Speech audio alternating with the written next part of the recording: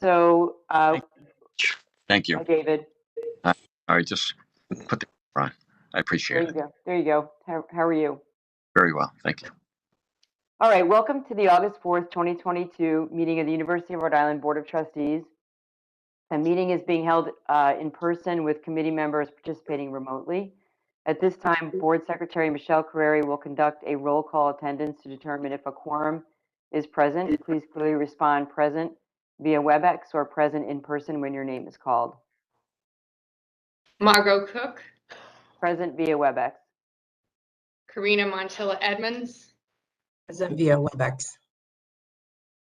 Michael Fascitelli. Present via WebEx. Charles Fogarty. Present via WebEx. Christine Heenan. Richard Humphrey. Neil Kerwin. Present via WebEx. Matthew Lenz. Present via WebEx. Robbie Luna. Present via WebEx. David Moderano. Michael McNally. Present WebEx. Courtney Nicolato. Present via WebEx. Michelle, I do not see us live on Facebook yet. No, we are actually on YouTube. Okay. We've changed our platform. Okay, thank you. Thank you. Vahid Onjazayeri. Susan Petrovis. Present via WebEx. Jay Plasenzia. Present via WebEx.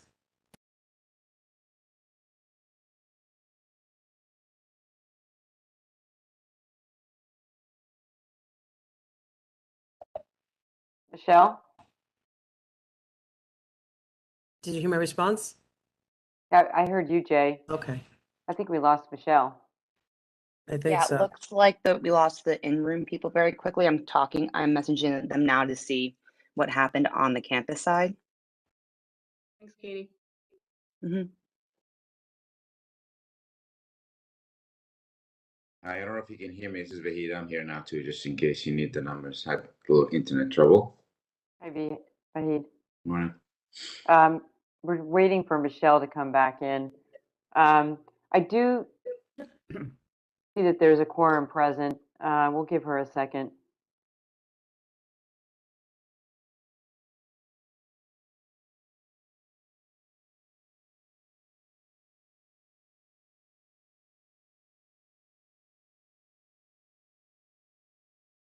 Okay, I'm going to proceed.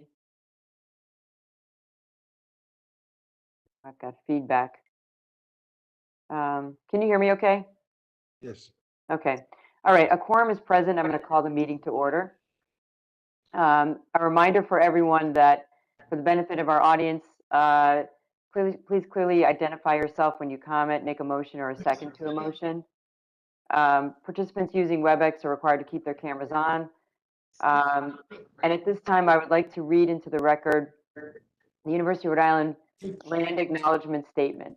The University of Rhode Island occupies the traditional stomping grounds of the Narragansett Nation and the Niantic people. We honor and respect the enduring and continuing relationship between the indigenous people and this land by teaching and learning more about their history and present-day communities, and by becoming stewards of the land we too inhabit.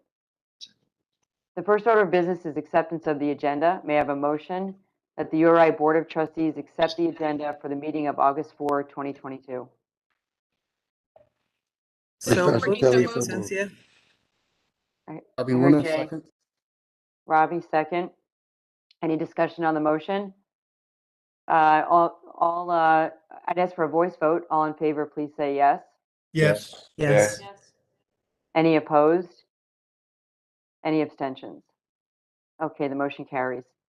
The next item on the agenda is approval of the minutes. May I have a motion that the URI Board of Trustees approve the minutes of the June 24, 2022 board meeting? So moved. Neil Kerwin. Thank you, Neil. Charlie Fogarty, second. Thanks, Charlie.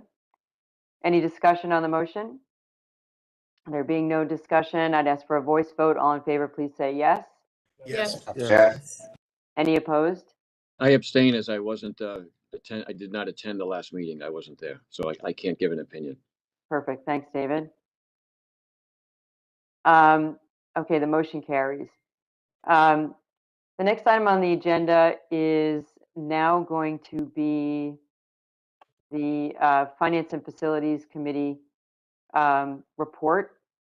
And this meeting, which if I didn't say thank you already, thanks for getting together on an interim basis. The Finance and Facilities Committee met on Tuesday to discuss changes that the university would like to make to the capital plan, and in the right order and the right protocol, it's the Finance and Facilities Committee to debate that and decide on whether to pass that on to the board, and they have done that, and so we're going to hear about that discussion and what those changes are, and then we'll hear the recommendation from Mike and the Finance Committee, and we'll have a chance to vote as they did. And then we'll go into the other topics as we discussed.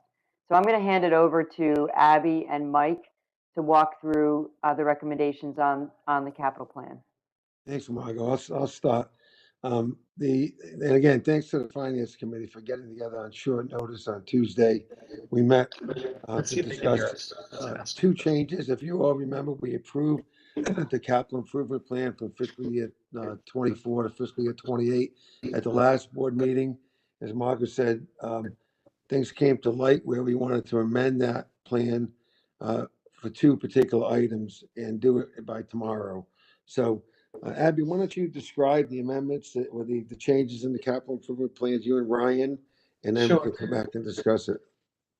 Certainly, they're just two changes that we wanted to make. The first was that in the plan as we presented it in June, we showed athletics complex renovation as an FY24 referendum bond for 82.3 million. But since that project is really capital maintenance in the true sense of the word, that is to say, it is the renovation of facilities that have not been significantly renovated since more than 40 years, we would like to change the requested funding from GEO bond funding to RICAP funding. RICAP, as you will recall, is the state pay-go fund for capital maintenance, such in order for the state to avoid having to finance capital maintenance, but rather pay for it on a pay-as-you-go basis. So the change there is simply to change the funding source from GEO bond to RICAP. The second change is that after the June board meeting, the legislature enacted a bill that requires all water systems in the state to achieve a level of 20 parts per trillion of for what's so-called forever chemicals or less by July 1st, 2023. The university, although not significantly higher than the 20 parts per trillion, does not meet that standard and can't meet that standard. And so to meet the standard, we will have to construct a water treatment plant. We are in the process right now of estimating what that will cost. We have at the moment only a planning estimate because we haven't finished the engineering to know exactly what we'll have to do. Oh,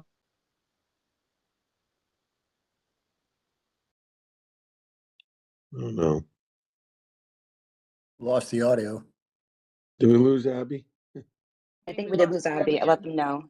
She may come back. I think the other thing she did tell us yesterday is they're not sure exactly what it's going to cost. The maximum they think could be 20, could be a little bit less. And so they're asking for 20 just to be safe. Am I right, Mike? Yes. And you had some, this EPA law, you had some context to that maybe. So changed nationwide. PFAS has been out there for a while now. People have been aware of it. It's something that was pretty much in everything. But 3M put it in and fire retardant things a few years back. So basically, the stuff never disintegrates, never goes away. It's not healthy for you. So it's been on conversation for some time. And finally, EPA started rendering some decisions and some thinkings and opinions about how it should be handled over the last few months or year. following that, many states are now passing their own legislations relative to what the limits of PFAS should be. And if we can imagine, 20 parts per trillion is, at one point it was 7 parts per billion. So these are all like funny math at this point. But basically, most states have requirements that if you have anything at all, you have to fix it. You can't remove it, but you need to clear the end product of it, right? Because you can't remove PFAS from the actual source. So that's what the idea of the water treatment is. And if we don't do it, I don't know if I said that already today, we'll have to truck in water for everybody. So, which is not doable. I think I covered it. Excuse me, everyone. This is Lynn. We're having some technical difficulties. You can't see us in the meeting room. Is that correct? No, we can hear you now, though. We can see Mark. Yeah, Mark's Yeah. not in the meeting Way back. room. Okay, we have modified our transmission. We will continue with Abby Ryder. Abby back? Tell you everything I just told you. Tell her she doesn't have to. Okay. Abby, you back? Yes, can you hear me? Yeah, but he gave a little context of the EPA changing the standards and for all his passing. So I think we filled that time. So that's where we are. What else do you have to add? Keep going. Okay, so those are the two changes to the capital plan. That is to say, the changing of the funding source for the athletic complex renovation and requesting an additional $20 million of RICAP funding for the PFAS water treatment plant. So the athletic facility we debated at the board meeting, that was for things like the track and field, Meade Stadium grandstands. The concept doesn't change, just the source changes. So That's it's obviously correct. better than not have, if you have extra surplus, to not do it in a general obligation bond. So the committee debated that. And, when we finish the discussion, wants to recommend that the board approve that. And the second thing Abby described is new, but we think that's the right way to go. Abby, what's the state's plan to fund the PFAS changes that are needed? I mean, what's the discussion been around that? There are a couple of things. I think that the legislators who advanced the legislation and did not provide funding for the changes that have to be made was they were assuming that the infrastructure bill that was passed would contain funding for this purpose because it does have provisions for clean water and clean drinking water specifically. However, our congressional delegation has been working on this, and with our external relations people, the legislation as written provides funding for so-called disadvantaged communities. And we're working to see if there's some way that we could qualify as a disadvantaged community. And the other is for small systems. And we're not a small system because the population served is on the order of 20,000 people. So we are talking to the Department of Health. We are talking to the Rhode Island Infrastructure Bank. I just got off the phone with them. And our external relations folks are talking to the congressional delegation. So we're all looking at ways that this might be funded.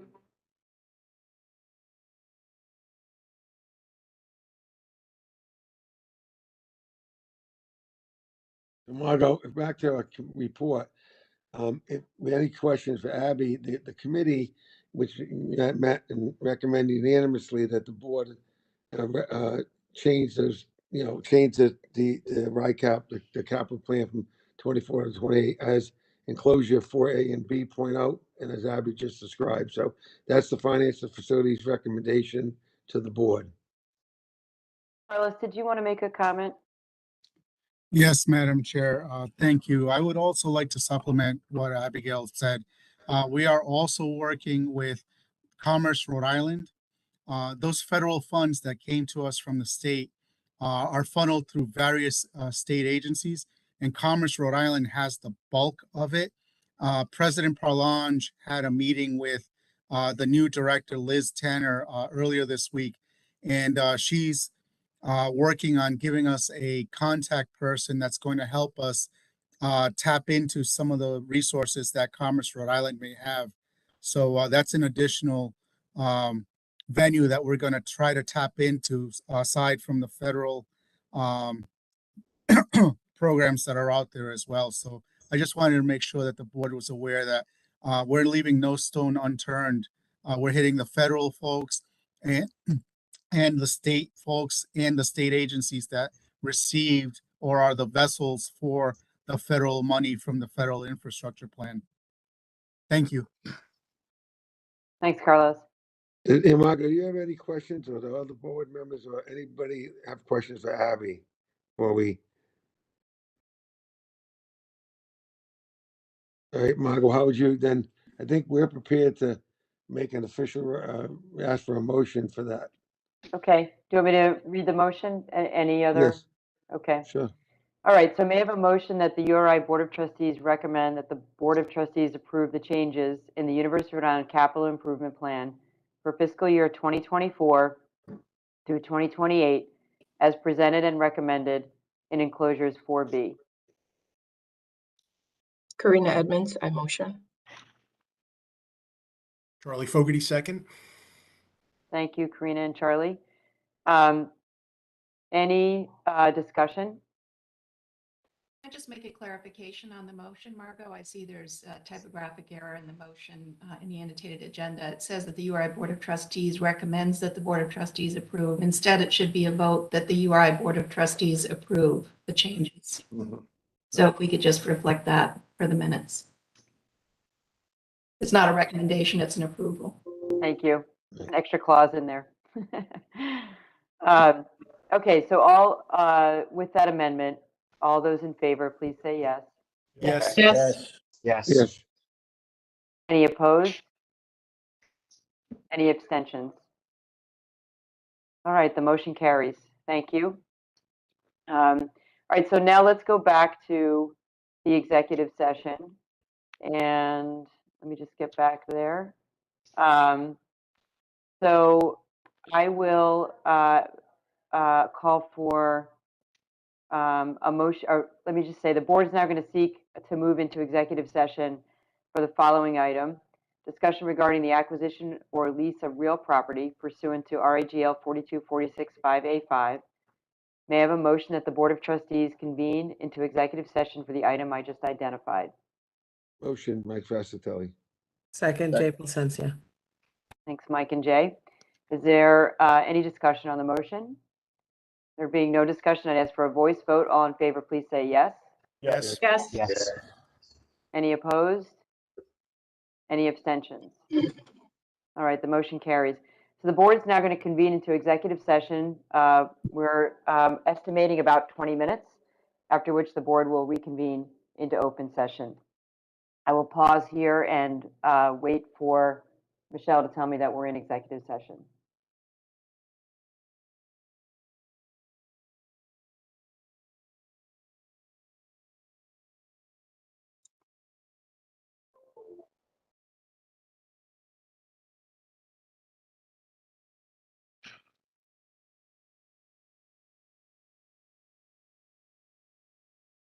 Shut the doors.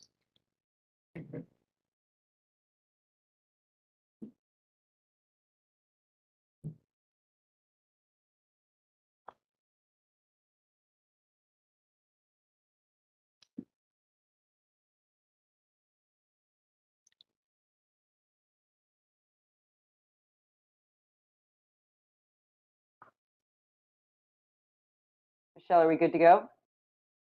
We're moving everyone into the breakout session right now. It'll Okay. just take a moment. Okay. Thank you.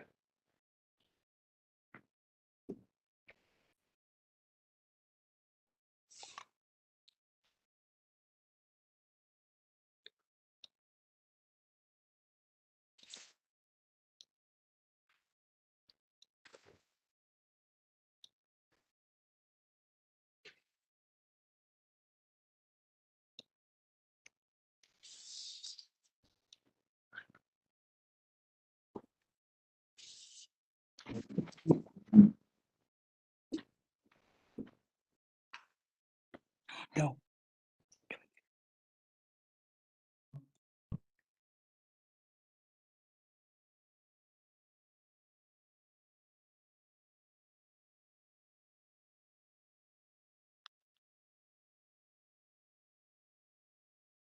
All right, for those of you on the board that did not move over automatically, you will notice in the right-hand column of your WebEx section, if you don't move, I think you're moving slowly, so keep hanging on.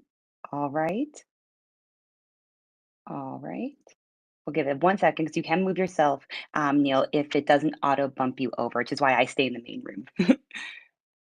Okay, I'm gonna go myself now, okay? Cool. If you can, yep, if you can navigate yourself, feel free.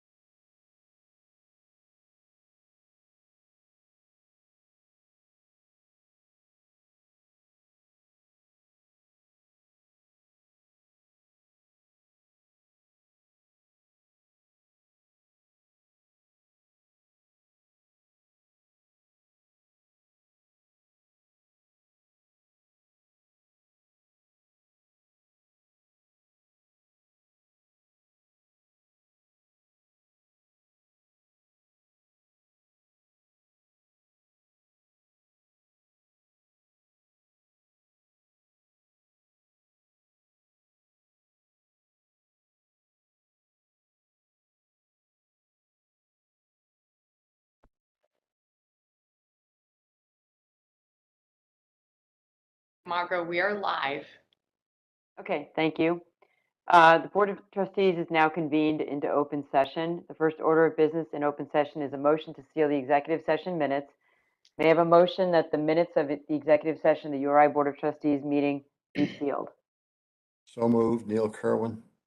Second, Jay Placencia. Thanks, Neil and Jay. Any discussion?